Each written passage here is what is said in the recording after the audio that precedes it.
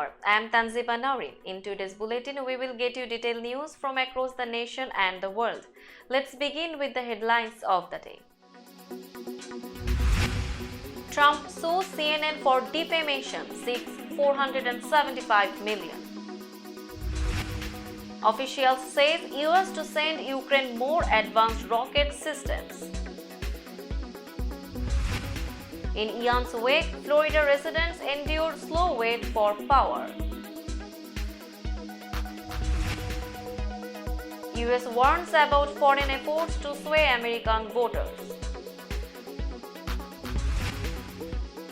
Supreme Court takes up key voting rights case from Alabama. Police says 6 California killings may be work of serial killer. US job openings sink as economy slows, cost to borrow rises. Herschel Walker paid for girlfriend's abortion, report says.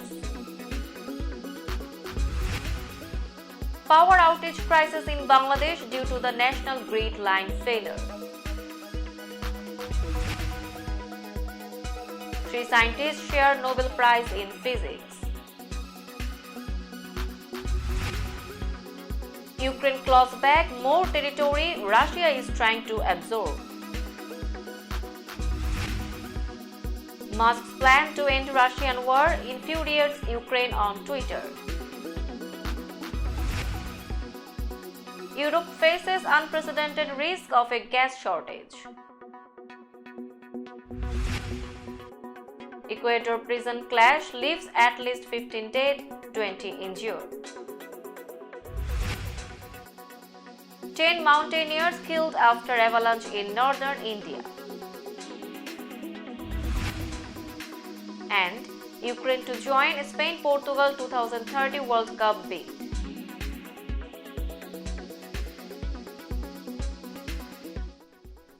Now news in detail.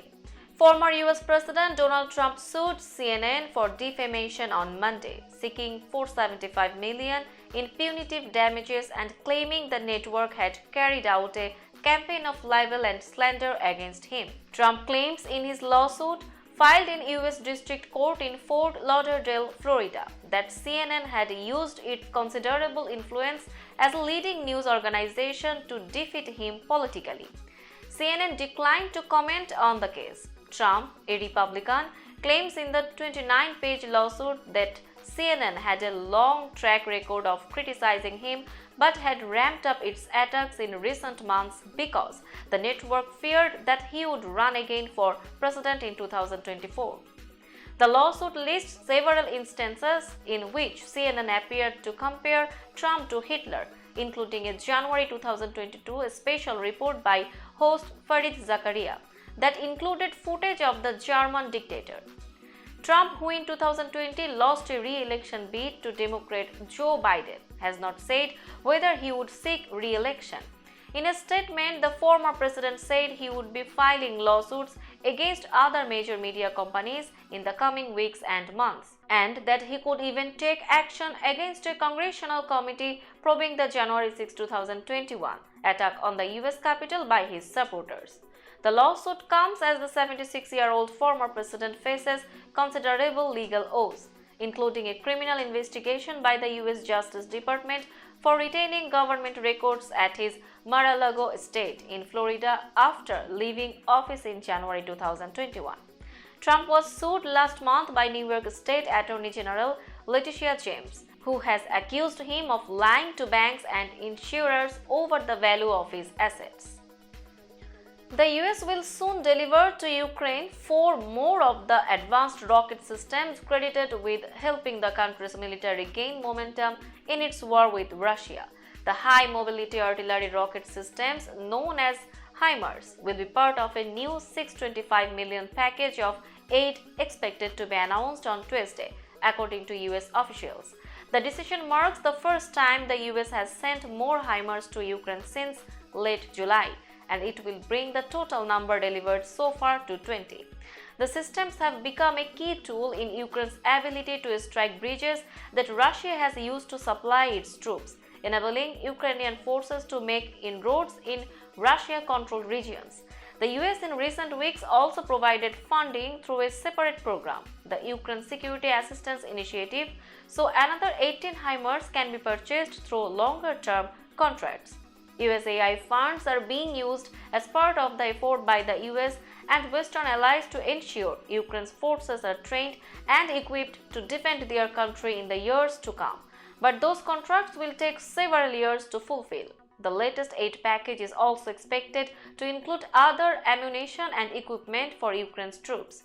Several US officials spoke on condition of anonymity to provide details of the package ahead of the announcement. This is the first tranche of US aid delivered in the new official year, which began October 1st. Nearly a week after Hurricane Ian smashed into Florida and carved a path of destruction that reached into the Carolinas, hundreds of thousands of Florida residents faced another day without electricity Tuesday as rescuers continued their search for those trapped inside homes inundated with lingering floodwaters. At least 78 people have been confirmed dead from the storm, 71 in Florida, 4 in North Carolina and 3 in Cuba since Ian made landfall on the Caribbean island on September 27 and in Florida a day later. The number of storm-related deaths has risen in recent days amid ongoing search and rescue efforts in Florida and could continue to increase as more searches take place in the hardest hit areas. Florida officials said that as of Monday, more than 1,900 people have been rescued statewide. But for many Florida residents, power restoration has become job one. Federal officials are warning ahead of the November midterms that Russia is working to amplify doubts about the integrity of US elections, while China is interested in undermining American politicians, it sees as threats to Beijing's interests.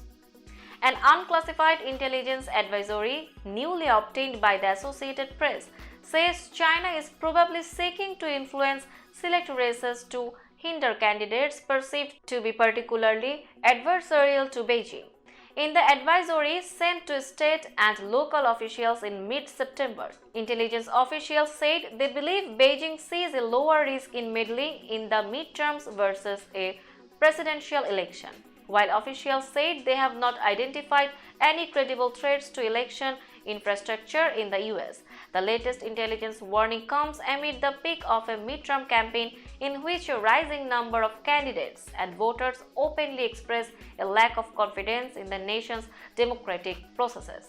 Foreign countries have long sought to sway public opinion in America, perhaps most notably in a covert Russian campaign that used social media to sow discord on hot-button social issues ahead of the 2016 presidential election. The US government has been on high alert since, warning about efforts by Russia, China and Iran to meddle in American politics and shape how voters think. The Supreme Court is taking up an Alabama redistricting case that could have far-reaching effects on minority voting power across the United States. The justices heard arguments Tuesday in the latest High Court showdown over the Federal Voting Rights Act, lawsuit seeking to force Alabama to create a second black majority congressional district. About 27% of Alabamians are black, but they form a majority in just one of the state's 7 congressional districts. The court's conservatives, in a 5-4 vote in February, blocked a lower court ruling that would have required a second black majority district in time for the 2022 midterm elections. A similar ruling to create an additional black majority district in Louisiana also was put on hold. Conservative high court majorities have made it harder for racial minorities to use the Voting Rights Act in ideologically divided rulings in 2013 and 2021. A ruling for the state in the new case could weaken another powerful tool civil rights groups and minority voters have used to challenge racial discrimination in redistricting. The case also has an overlay of partisan politics. Republicans who dominate elective office in Alabama have been resistant to creating a second district with a Democratic-leaning black majority that could send another Democrat to Congress. Ballistics tests have linked the fatal shootings of 6 men and the wounding of 1 woman in California, all potentially at the hands of a serial killer, in crimes going back more than a year, police said. Authorities last week announced that 5 men in Stockton had been slain in recent months, ambushed and shot to death alone in the dark. Late Monday, police said 2 additional cases last year, a man's death in Oakland and the non-fatal shooting of a woman in Stockton, had been tied to those killings. Police would not say whether all 7 shootings had been linked to the same gun. In the fatal Stockton cases, none of the men was robbed or beaten before the killings, which all took place within a radius of a few square miles between July 8 and September 27, and none appear to have known each other, Silva said. The shootings also do not seem to be related to gangs or drugs. The other Stockton crime, in which a 46-year-old woman was shot but survived her injuries, occurred April 16, 2021, around 3:20 am, police said. The woman was also alone at the time. The shooting death of a 40-year-old man in Oakland has also been connected to the violence in Stockton, police said.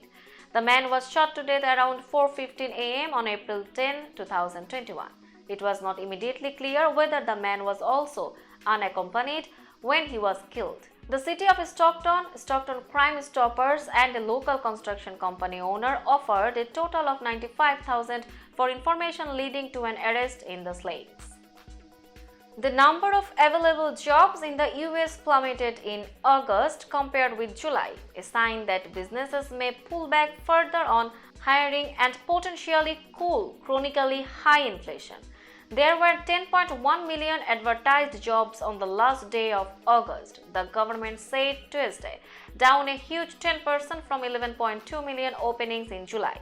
In March, job openings had hit a record of nearly 11.9 million.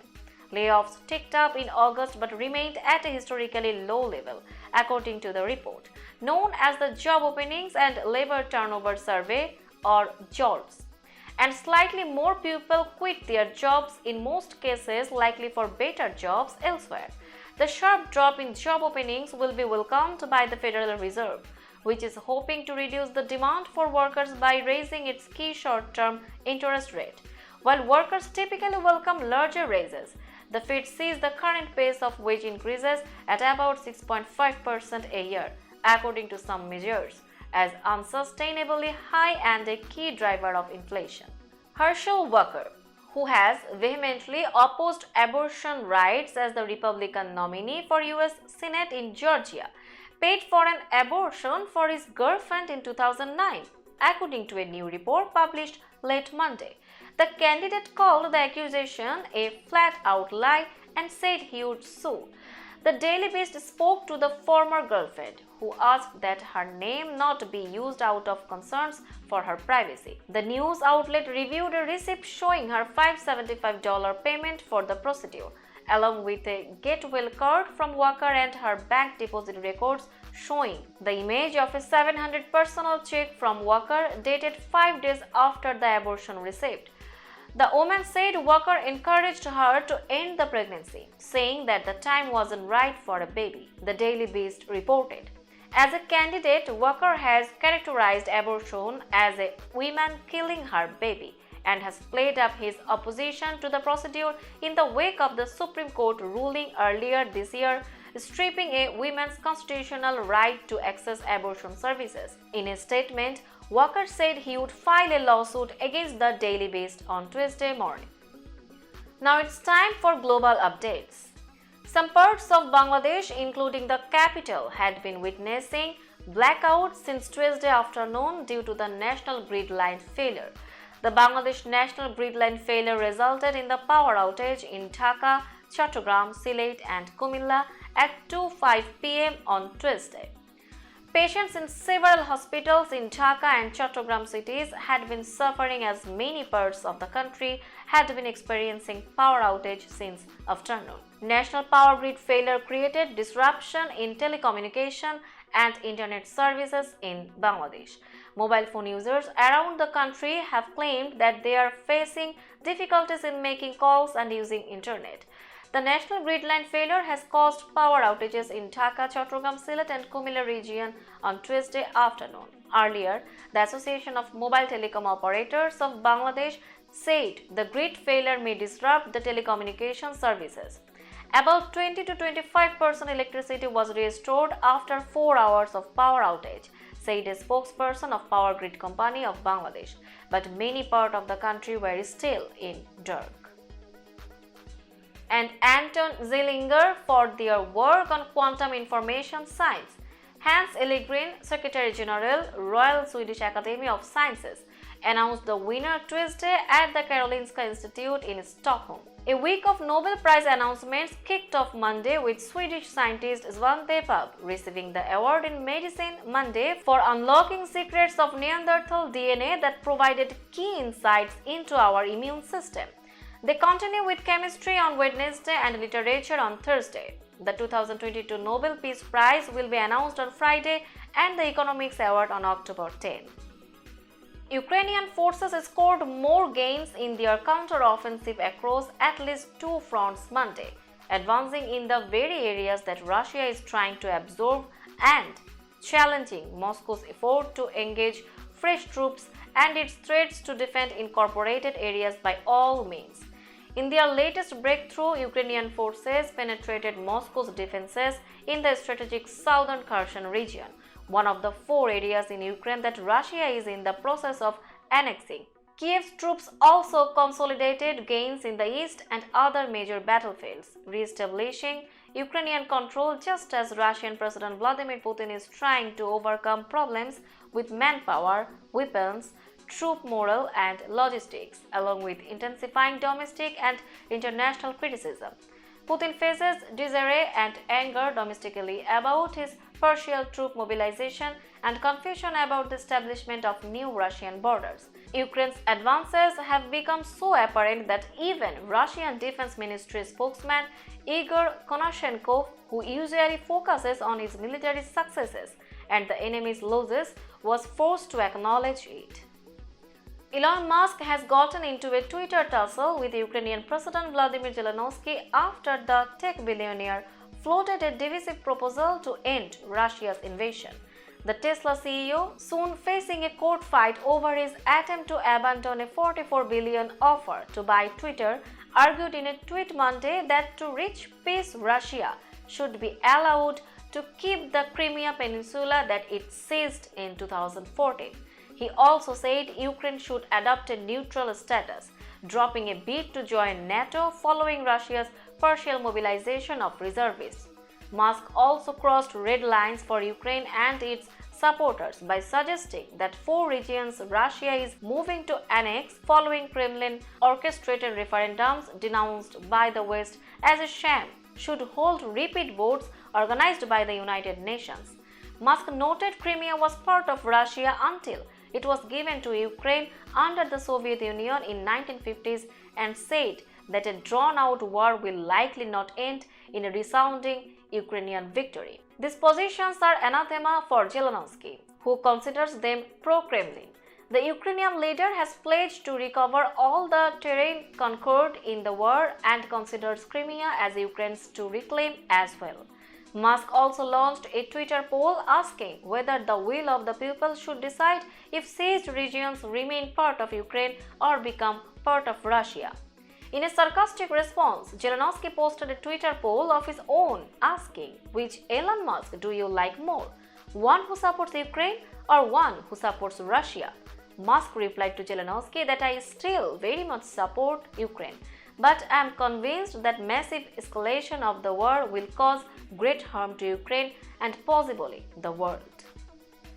Europe faces unprecedented risks to its natural gas supplies this winter after Russia cut off most pipeline shipments, the International Energy Agency said Monday, warning that European nations could wind up competing with Asia for already scarce and expensive liquid gas that comes by ship. The Paris-based IEA said in its quarterly gas report that the European Union's 27 countries would need to reduce natural gas use by 13% over the winter in case of a complete Russian cutoff amid the war in Ukraine. Much of that cutback would have to come from consumer behavior, such as turning down thermostats by 1 degree and adjusting boiler temperatures, as well as industrial and utility conservation, the group said. The EU on Friday agreed to mandate a reduction in electricity consumption by at least 5% during peak price hours. Just a trickle of Russian gas is still arriving in pipelines through Ukraine to Slovakia and across the Black Sea through Turkey to Bulgaria. 2 other routes under the Baltic Sea to Germany and through Belarus and Poland have shut down. A clash between inmates armed with guns and knives inside the Latashunga prison in central Ecuador on Monday left at least 15 people dead and 20 injured, authorities said. Officials attributed the fighting to national and international drug trafficking groups, which have turned the Andean nation's prisons into the scene of repeated massacres as the groups fight for power and drug distribution rights. Ecuador's National Penitentiary Service confirmed the death toll in the Latashunga prison, located 50 miles south of the capital of Quito. Agents are still searching the prison's pavilions for bodies. Videos in which gunfire and the screams of inmates can be heard were posted on social media. At least 10 trainee mountaineers died Tuesday after being swept away by an avalanche in the Himalayas in northern India, media reports said, as rescuers searched for 11 others missing. A group of 29 people was hit by an avalanche on a mountain peak located in the Gangotri range of the Garhwal Himalayas on Tuesday morning, said Uttarakhand State Police Chief Ashok Kumar. He said rescuers pulled 8 survivors from the snow and took them to a local hospital for treatment. The Press Trust of India news agency reported 10 had died. All the missing were undergoing training at a mountaineering institute but far from the avalanche site, Kumar said. Uttarakhand State's top elected official, Pushkar Singh Dhami, said the National Disaster Response Force and the Indian Army deployed teams to help with rescue efforts. The Indian Air Force deployed 2 helicopters to search for the missing. Now a look of today's sports stories.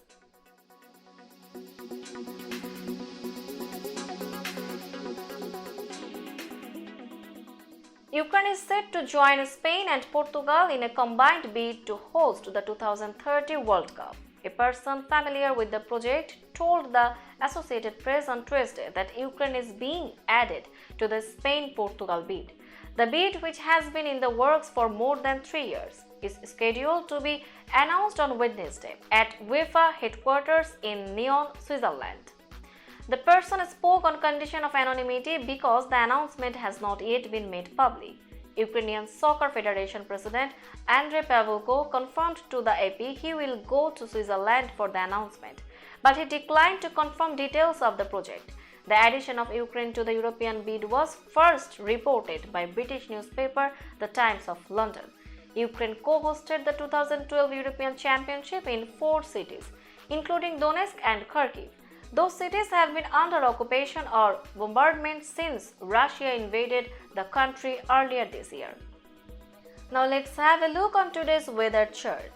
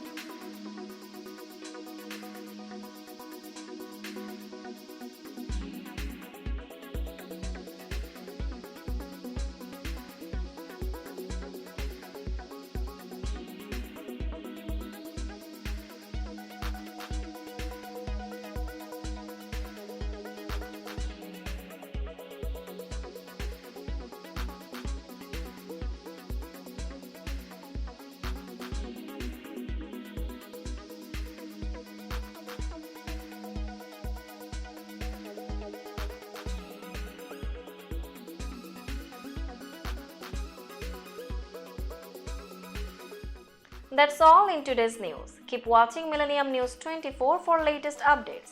Millennium TV USA and Millennium News 24 network is transmitted and available to be watched free for all at TVs such as Sony, Samsung, LG, Roku TV, Amazon TV and Apple TV. And also in all European countries and Australia, available with Sky Network, Worldwide Jadoo TV, Radiant IPTV, Worldwide Jago BD Network and Horizon Satellite globally. Stay connected with us for all types of informative and entertainment program. Thank you.